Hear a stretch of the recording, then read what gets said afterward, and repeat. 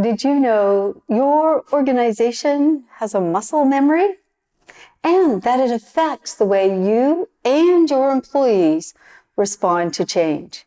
In this video, I will share what is organizational muscle memory, why you need to understand it, and how, once you understand what it is, it can help you prevent resistance to change.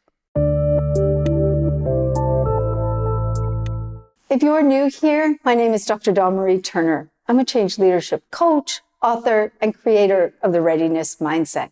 I work with CEOs and executives to show them how to use science-based strategies to grow healthier and stronger organizations because of change. What do I mean when I talk about muscle memory? If you've ever jumped on a bike after years of not riding and seem to just know how to do it, or driven a stick shift after years of driving an automatic, then you've probably experienced it. Muscle cells don't have actual memory, but muscle memory refers to that embedded learning that occurs because of repeated practice or exposure to a situation. And that's what happens in your organization, especially when it comes to change. Your organization's history with change is its muscle memory. Your history with change has shaped the way your employees think about the beliefs and assumptions they make about change in your organization. Your employees, including the leaders and managers, and possibly other stakeholders, have embedded and often unconsciously learned how to respond to change based on how your organization has previously approached and handled change. This change history is not just about the events or the chronology of those events. It's carried within our human consciousness. It's emotionally connected to us, and it shapes all of our emerging and future events. And your history affects everyone, from the CEO to the frontline employee. If you have a history of failed changes or changes that start and then stop, they just seem to fizzle out, or have been forcibly pushed through with short timelines where people have felt like the change is being done to them instead of with them, then they may have learned to fear change. Employees will fear the consequences, the uncertainty, the sense of loss that comes with change, the discomfort. Leaders and managers often fear the conflict, the sense of frustration, and the potential consequences of not being able to move your organization where it needs to go. All of these things can be learned behaviors based on what was previously done.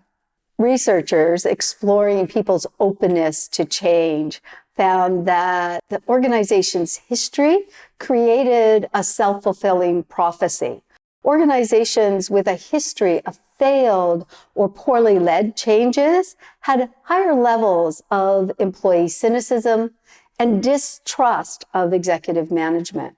That distrust led them to be reluctant to engage with subsequent changes, which often led employees to be labeled as resistant to change, and the cycle continues. Breaking this toxic cycle requires a willingness to create new muscle memory. Muscle memory is a powerful tool for retaining learning. It's also one of the things that can hold us back. Our learned responses can make us fearful to try new things or repeat past mistakes. It is possible to reshape that memory, but it takes time.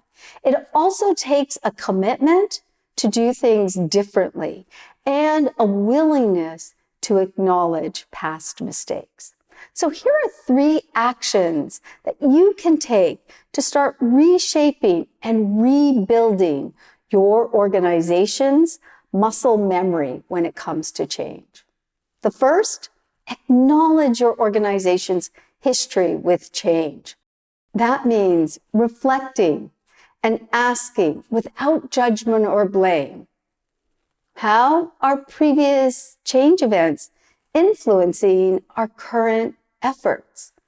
What aspects of the past have not changed and are still influencing our current thinking?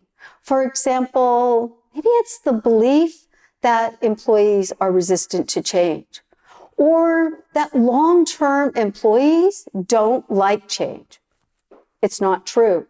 I did a video on how to engage your long-term employees with change. Check out the link.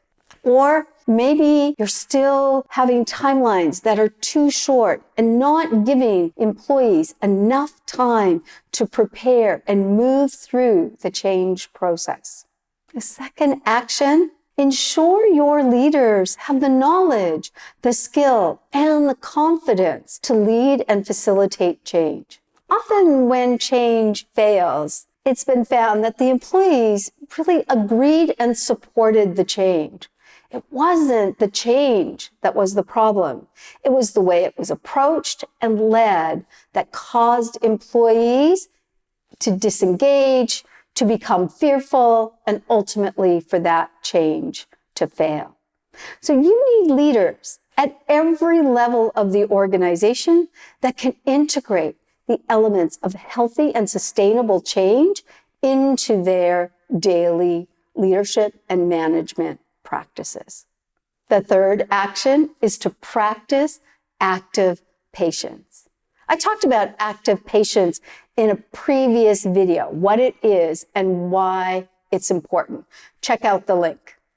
Active patience allows you to move at the pace of readiness while actively engaging and supporting the people that are doing that heavy lifting for you through the change process. One final thought before we leave this. Your organizational change muscle memory wasn't created with just one change. It was built over repeated changes over time.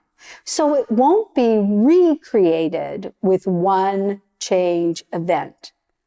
But you will, over time, one change at a time, allow that new muscle memory to grow so that you can have an organization that has the capacity, the resilience, and the capability to move through change with less disruption and create the kind of organization that will support your growth and prosperity.